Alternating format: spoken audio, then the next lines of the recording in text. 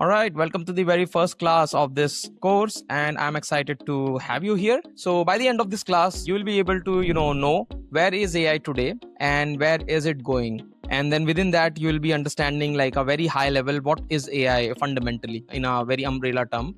And then what are its specific types of AI? What are its like different learning methods? What is like a history in a nutshell, some current state, some of the limitation and some potential future that we forecast. And then the age of generative AI. This is like the current AI which is in the news, the chat GPT or AI models, Claude, Gemini, all of that, image models or text models or video models. We talk about like how do generative AI actually works, and then what are the current existing product companies and services companies are doing with it, and what can you do for your own organization. What can you do if you are a product company? Okay, here are some of the ideas for you that you can learn from the product companies. If you're a services company, here are some of the inspiration you can take, and there are like plenty available in the market. And then what's our point of view in this explosion of AI era? So we'll be talking about the modern AI challenge, we'll talk about our like belief, the foundational truth, our vision, and more. And then next step, we'll preview like what's upcoming in the course. So I'll see you in the course videos.